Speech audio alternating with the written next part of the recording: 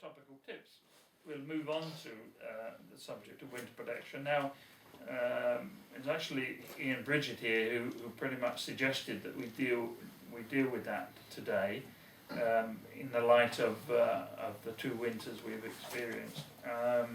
As I've already alluded to, there have been very serious consequences throughout the United Kingdom for bonsai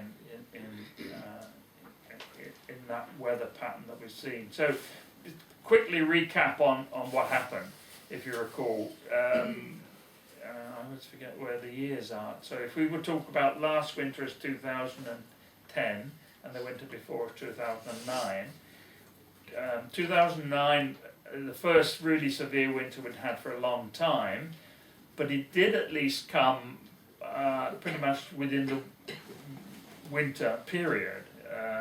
It certainly wasn't too much happening before Christmas, as I recall. So we were looking at quite severe frost. The snow's never so significant, as much as it's a bloody nuisance. It's the frost that's so significant. You know, we were looking at very low temperatures in January, February of that. By the time we'd moved into 2010, I guess. And then significantly, the immediate previous winter that we've experienced, the significant thing about that was it came very, very early. You know, it was sort of, you know, into November, and again, very, very quickly, and very low temperatures, very severe frost. So the first obvious thing about that is that within one 12-month period, the trees experienced two spells of significantly, severely low temperatures. And what I think we saw, although we might not have been particularly aware of it at the time, was the trees that were not killed, and actually in my experience very few trees were killed by that first winter period, largely because it came within the winter, so the trees were fully dormant and had coped with it to some extent. But actually, nevertheless, quite another trees would be quite weakened. Trees would be weakened for a whole series of reasons, which we'll come on to in a second. But so trees that were weakened by that first winter spell then pretty much struggled through the next growing season. Might well have appeared to have recovered quite well during that growing season, only to be subjected very early in the following winter period by the next spell of severe frost, as I say, coming in November time, at a time when trees would not be fully dormant.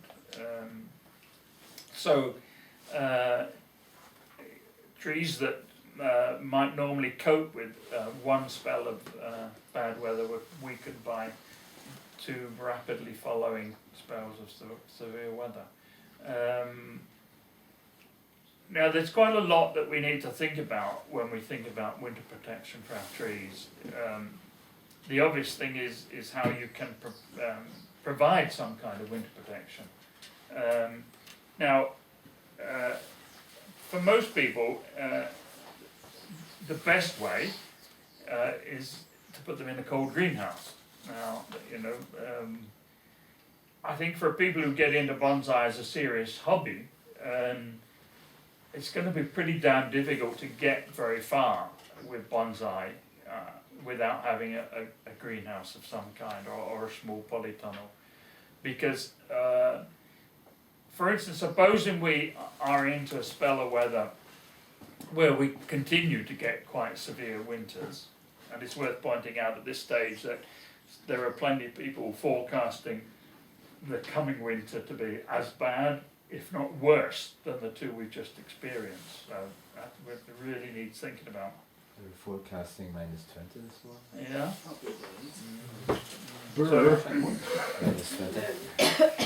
So if that's going to be a regular feature, even for, you know, say a 10-year period, say, which, you know, it's not a big time in terms of the life of a bonsai, but even so,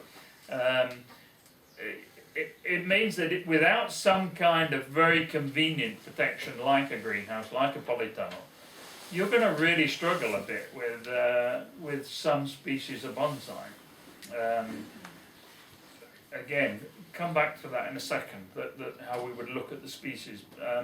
But if you can't, if your garden's not big enough for a greenhouse, you just simply can't afford the expense of putting a greenhouse up, then you have to start thinking about other ways that you can protect the trees. Now, the bit that really needs protecting with all our bonsai is the bit in the pot, not the bit above the ground.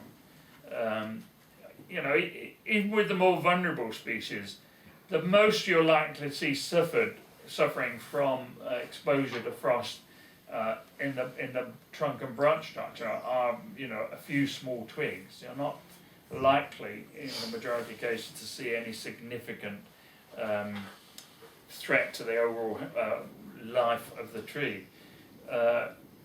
What really is affected by very low temperatures are the roots of our trees, and how well our roots are and how we're going to cope with that depends on a lot of different factors, and again, come back to that in a second. But so if you haven't got the convenience or the facility of greenhouse or polytunnel, what can you do otherwise? Well, now there's a friend of mine in Newcastle who's been doing bonsai for many more years than I have, who's never ever owned a polytunnel or a greenhouse, and every single winter, even before we had severe winters, every single winter, the trees that he considered to be anyway vulnerable were treated in exactly the same way. In that, for argument's sake, middle of November, end of November, a sheet of bubble wrap would be put loosely around the pot and over the top surface of the soil, and then the whole of the pot with the bubble wrap put into a black bin liner, and then the black bin liner just very loosely tied around the collar of the base of the trunk. That provided the vulnerable roots with a fair good degree of insulation from frost. I dare say that the tree still froze to some extent, but we're always kind of looking at, most trees are not going to be affected by, you know, 1 or 2 degrees of frost, you know, on a relatively short period of time. What really affects them is -10 or worse for a 1 or a 2 week period continuously. So that shows that that's one way that you could protect the roots of your bonsai without having recourse to anything as sophisticated as a greenhouse. Over the years, quite a lot of people have plunged their bonsai into the ground for winter periods. Again, that's something you could look at, really, if you had particularly if you could actually have a particular area of ground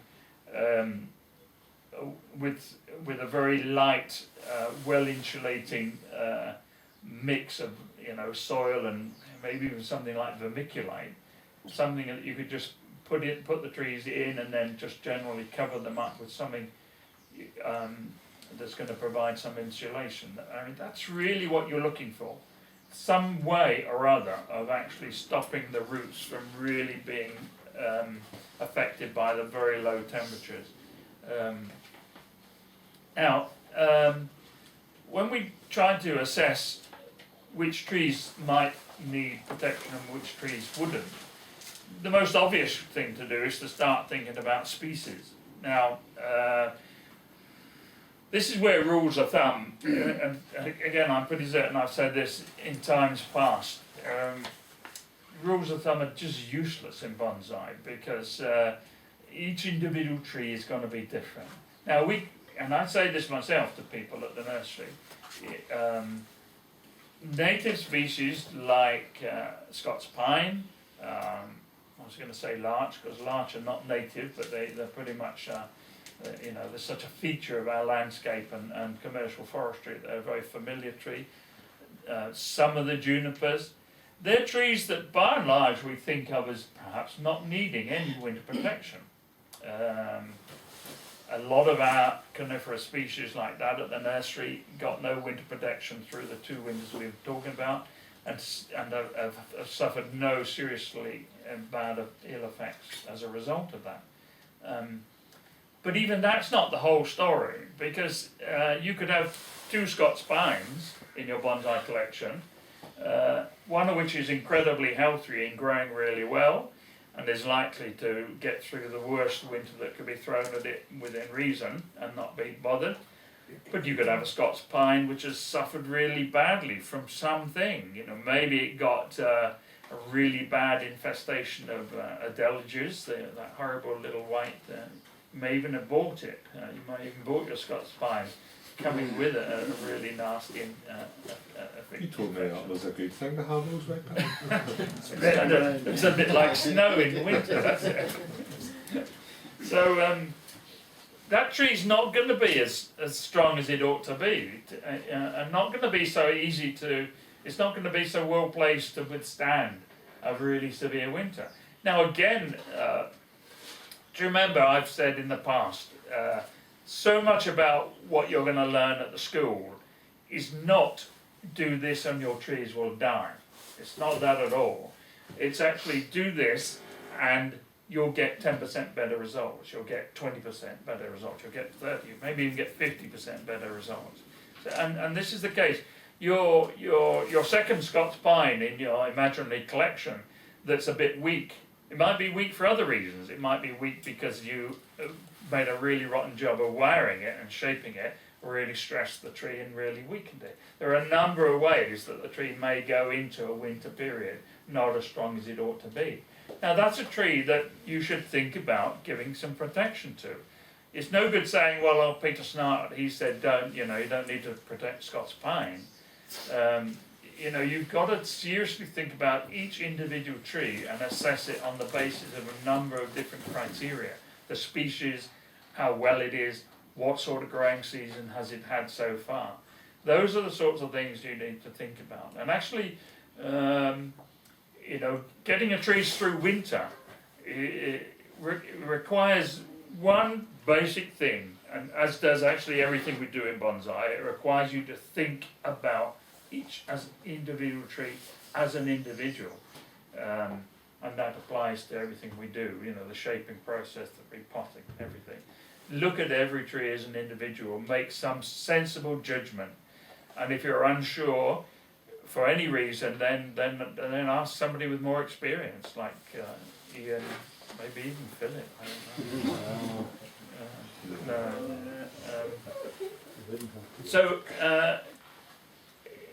if you're dealing with a species of tree that we might readily assume would be a bit vulnerable in the winter, so I might include pretty much all the acers in that thing. I would certainly include some of the rhododendrons. I mean, particularly the imported Japanese bonsai, the satsuki, so-called satsukis. There's no way that anybody with any sense would ever recommend that you expose some of those kinds of species of trees to any significant winter conditions at all, because that it's in the nature of that particular species that it's going to be affected in one way or other that is not positive for the tree by being exposed to severe frosty conditions.